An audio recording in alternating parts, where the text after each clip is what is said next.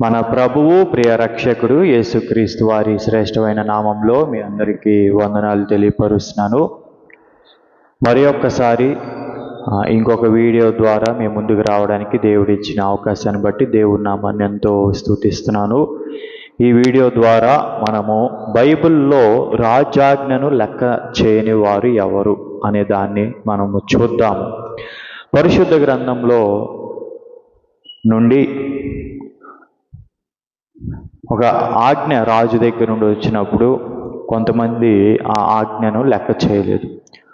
ఏ సందర్భాలలో ఎవరెవరు లెక్క చేయలేదో మనం ధ్యానం చేద్దాం. మొట్టమొదటిగా మనము చూస్తే షిప్రా అలాగే పూయ అనే వాళ్ళు ఉన్నారు. వీళ్ళు మంత్రసానులండి.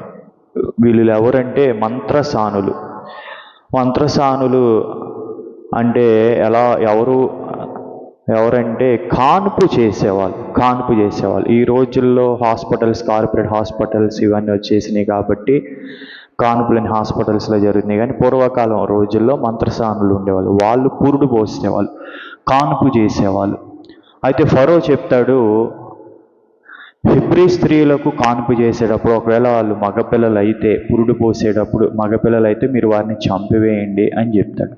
అయితే ఈ షిప్రా, ఈ పూయ ఫరో ఆజ్ఞను లెక్క చేయరు. మీరు నిర్గమాకాండము 1వ అధ్యాయంలో ఈ విషయాలు మనం చదవచ్చు. వాళ్ళు ఎందుకు లెక్క చేయలేదు? రాజైన ఫరో ఆజ్ఞ, ఐగుప్తు రాజైన ఫరో ఆజ్ఞ అంటే వాళ్ళు జీవము కలిగిన దేవునికి భయపడ్డారు.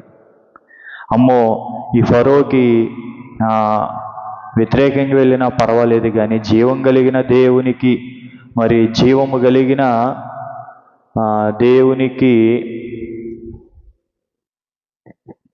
వ్యతిరేకంగా వెళ్తే ఎలాగా అని చెప్పి వాళ్ళు దేవునికి భయపడి ఫరో మాటను లెక్క చేయకోకుండా మరి హెబ్రీ